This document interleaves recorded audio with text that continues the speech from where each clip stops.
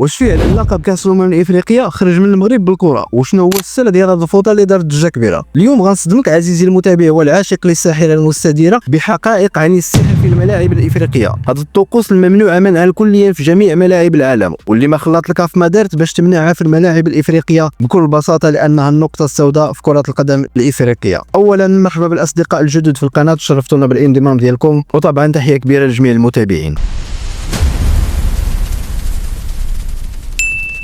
بلا شك اللي كيتابعوا كرة القدم الافريقيه سواء في المسابقات ديال الانديه ولا المنتخبات غتكونوا كاملين شفتوا هاد المشاهد، وهذا الشيء كيخلينا كلنا نطرحوا واحد السؤال: واش بصح كاينه شي قوه خفيه تقدر تتحكم في النتيجه ديال المباراه في كرة القدم؟ ولكن تخيل معايا الا قلت لك ان في هذه القاره السعيده كاينين الناس كيامنوا فعلا بهذا الشيء اكثر مما تتخيل، لدرجه كاينين اتحادات وطنيه كرويه في هذه القاره كيخصوا ليه ميزانيه، واكبر دليل التصريح الاخير ديال اللاعب الدولي المصري السابق احمد حسام ميدو، ممكن تقلبوا عليه راه موجود في اليوتيوب، فجدوا على الحقبه ديال المدرب حسن شحاته ما بين 2006 و 2010. وكاينين لعابه كبار في افريقيا اللي كيعتمدوا على هذا السلوك باش يحميوا راسهم من الاصابات ولا باش ينتقلوا لانديه كبيره. دابا غنهضروا على كيفاش يمكن هذا السلوك ياثر على الخصوم ولا لاعبي فريق الخصم فوق ارضيه الملعب. اي فريق ملي كيدخل شي مباراه في كره القدم الا هو كيكون التركيز ديال اللاعبين ديالو كاملين على الارضيه ديال الملعب وشنو خصهم يقدموه، فملي كيشوفوا الفريق اللي غاديين يواجهوه كيدير شي سلوك غير مشروع بحال مثلا كيرشوا شي حاجه على ارضيه الملعب ولا متشبتين بشي جسم غريب، هنا كيشتت التركيز ديالو وكيخرجوا من الماتش. فمثلا الى رجعنا للماتش ديال المغرب والسنغال في النهائي ديال كاس الامم الافريقيه وردينا البال للاعبين ديالنا مني بداو مشادين مع الحارس السنغالي مندي على الفوطه، هنا غيبان لك بلي ما بقاوش مركزين على الماتش، لدرجه كتشوف نجوم كبار بحال اشرف حكيمي ولا السيباري اللي كيلعبوا في نيفو عالي حتى هما طاحوا في هذا الفخ. وهذا الشيء وقع لبزاف ديال النجوم في افريقيا بحال توماس نغونو في نصف نهائي كاس الامم الافريقيه 2000 ما بين مالي والكاميرون، واندري ايوتا هو في الماتش ديال غانا وكوت ديفوار في كاس الامم الافريقيه 2015. باش نشرح لكم مزيان التاثير ديال هذا الشيء غنمشيو لهذا الماتش اللي كانت تلعب في كاس اوغندا، وردوا معايا البال مزيان هاد النف هاد الفرقه اللي لابسين الزرق، جاتو شحال من الكره وزقلهم كاملين تقريبا ما بغاتش تدخل الشبكه، بان لي داك الشيء ماشي طبيعي وشاك باللي الكارديان دار شي حاجه ماشي هي هذيك، وفي نفس الوقت الحارس ما غاديش يخليه يقرب لحدا ليبو، هنا غيستغل الخروج ديال هاد الكارديان وغادي يجري ديريكت ليبو غيحيد شي حاجه من حدا لبرا، وفي البلاصه ملي حيد داك الشيء من اول فرصه ماركا، وفي نفس الوقت الكارديان ما بقاش يقف في راسو وحس باللي واحد الحاجه اللي كان متكل عليها وكانت كتحميه ما بقاتش. هنا كتعرف بلي هذا الشيء عنده تاثير نفسي كبير على اللاعبين لا اقل ولا اكثر، وما عنده حتى علاقه بقوه غامضه ولا شي حاجه اخرى. وكنتمناو توضع حد لهذا السلوك في الملاعب الافريقيه، لان هذا الشيء لا يشرف كره القدم الافريقيه، لان عندها كل الامكانيات باش تزيد لقدام بعيدا على هذا السلوك.